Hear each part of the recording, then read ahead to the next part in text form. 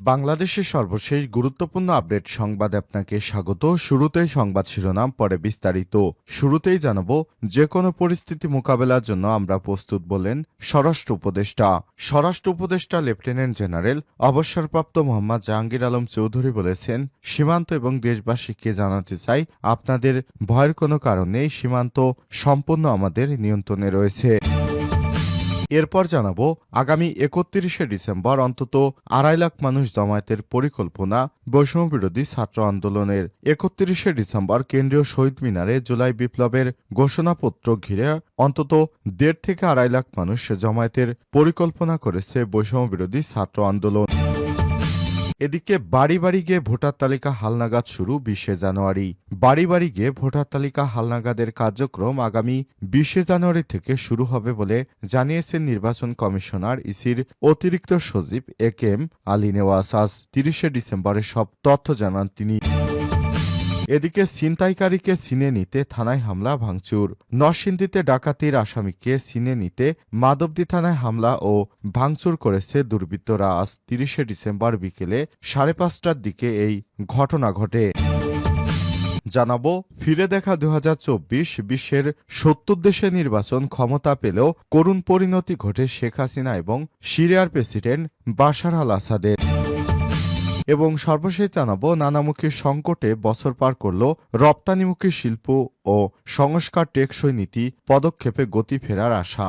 দুই সরকারের অধীনে রপ্তানিমুখী শিল্পের স্মরণীয় এক বছর ২০২৪। রপ্তানি আয়ে ভুল তথ্যে $৯ বিলিয়ন কারসাজির মতো বড় ঘটনা ঘটেছিল আওয়ামী লীগের আমলে। আর অভ্যুত্থান পরবর্তী সময় দেখা যায় নজিরবিহীন শ্রম অসন্তোষ ও কারখানার নিরাপত্তাহীনতা। প্রিয় দর্শক, এতক্ষণ শুনছিলেন সংবাদ শিরোনাম, এবারে বিস্তারিত। তবে তার আগে বন্ধুরা, অনুরোধ থাকবে সংবাদটিতে একটি লাইক দিন। এই চ্যানেলে আপনি নতুন হয়ে থাকলে আমাদের সংবাদটি দেখতে দেখতে চ্যানেলটি সাবস্ক্রাইব করে রাখুন, যাতে করে বন্ধুরা আমাদের পরবর্তী লেটেস্ট আপডেট সংবাদগুলো সবার আগে আপনার কাছে পৌঁছে যায়। কমেন্ট করে আপনার মূল্যবান মতামত জানিয়ে দিন আপনি বিশ্বের কোন দেশ থেকে বা বাংলাদেশের কোন স্থান থেকে আমাদের সংবাদটি দেখছেন এবং শুনছেন। এবারে বিস্তারিত। যে কোনো পরিস্থিতি মোকাবেলার জন্য আমরা প্রস্তুত, স্বরাষ্ট্র উপদেষ্টা। স্বরাষ্ট্র উপদেষ্টা লেফটেন্যান্ট জেনারেল অবসরপ্রাপ্ত মোহাম্মদ জাহাঙ্গীর আলম চৌধুরী বলেছেন, সীমান্ত এবং দেশবাসীকে জানাতে চাই, আমরা যে কোনো মুহূর্তের যে কোনো সমস্যার জন্য প্রস্তুত রয়েছে। আপনাদের ভয়ের কোনো কারণ নেই। সীমান্ত সম্পূর্ণ আমাদের নিয়ন্ত্রণে রয়েছে। যে কোনো পরিস্থিতি মোকাবেলার জন্য আমরা প্রস্তুত রয়েছি। আর সোমবার ৩০শে ডিসেম্বর দুপুরে কক্সবাজারের টেকনাফ সীমান্ত পরিদর্শন শেষে সাংবাদিকদের ব্রিফিংকালে সব কথা জানান তিনি।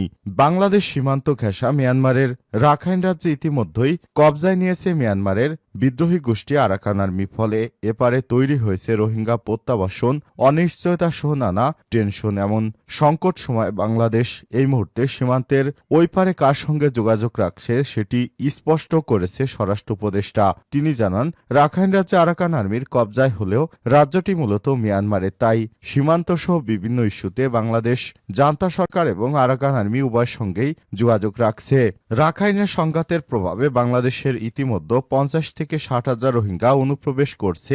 দাবি করলে তার বিষয়ে সরকার কি ধরনের সিদ্ধান্ত নেবে সেটি নিয়ে স্পষ্ট মন্তব্য করেননি স্বরাষ্ট্র উপদেষ্টা।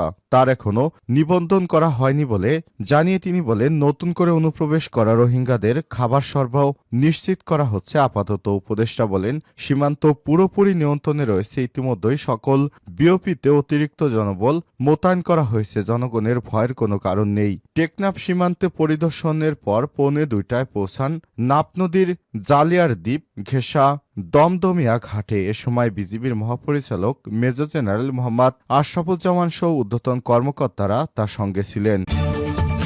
৩১শে ডিসেম্বর অন্তত ২.৫ লাখ মানুষ জমায়েতের পরিকল্পনা বৈষম্য বিরোধী ছাত্র আন্দোলনের।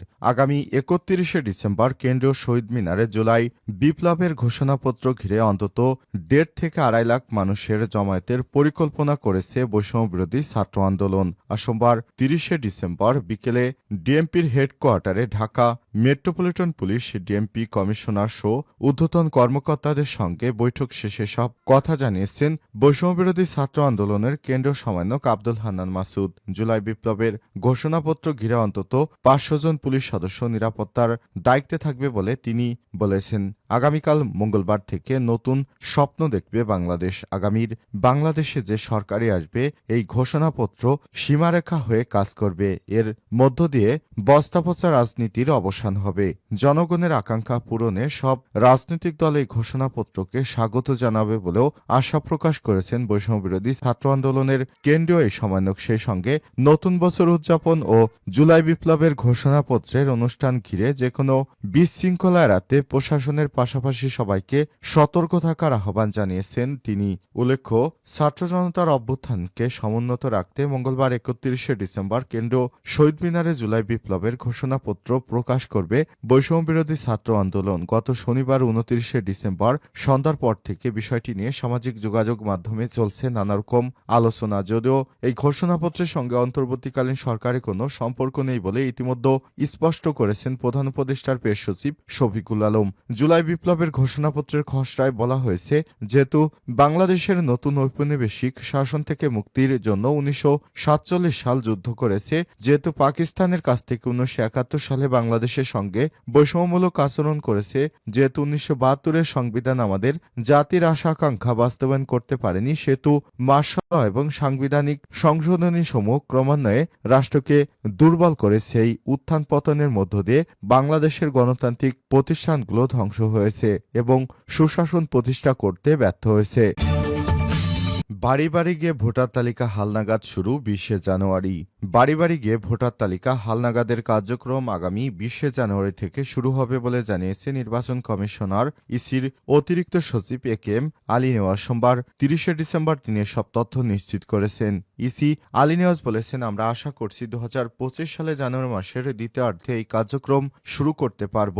ইতিমধ্যে আমরা প্রস্তুতি সম্পন্ন করেছি। 5 জানুয়ারির মধ্যে এ সংক্রান্ত প্রশিক্ষকদের প্রশিক্ষণ কার্যক্রম শেষ করতে পারব। যারা এই প্রশিক্ষণ গ্রহণ করবেন তারা মাঠের যে জনবল বাড়ি বাড়ি গিয়ে তথ্য সংগ্রহ করবেন তাদের প্রশিক্ষণ দেবেন। এ সময় তিনি বলেন, 2025 সালে 2 জানুয়ারি খসড়া ভোটার তালিকা প্রকাশ করা হবে। এটি আমরা সবার জন্য উন্মুক্ত করে দেব। জনগণ এটা দেখার সুযোগ পাবেন। সেখান থেকে যদি কেউ বাদ পড়েন তাহলে তাদের দাবি আপত্তি নিষ্পত্তির একটা ব্যবস্থা করা হবে। দাবি আপত্তি নিষ্পত্তির পর্ব 2 চূড়ান্ত ভোটার তালিকা প্রকাশ করা হবে। এটাকে আমরা 24-এর হালনাগাদ ও 25-এর ভোটার তালিকা হিসেবে গণ্য করবে। সময় তিনি আরো বলেছেন, আমরা শুধু 2025 সালে তথ্য সংগ্রহ করব না, একই সঙ্গে 2026 সালের 1 জানুয়ারি যাদের বয়স 18 হবে তাদের তথ্য সংগ্রহ করব এবং যাদের আমরা 2026 সালে ভোটার তালিকায় অন্তর্ভুক্ত করব তবে তারা 25 সালের কোনো নির্বাচনে ভোটার হিসেবে গণ্য হবেন না। ছিনতাইকারীকে ছিনে নিতে থানায় হামলা ভাঙচুর। নরসিংদীর ডাকাতি মামলার আসামি ছিনে নিতে মাধবদী থানায় হামলা ভাঙচুর করেছে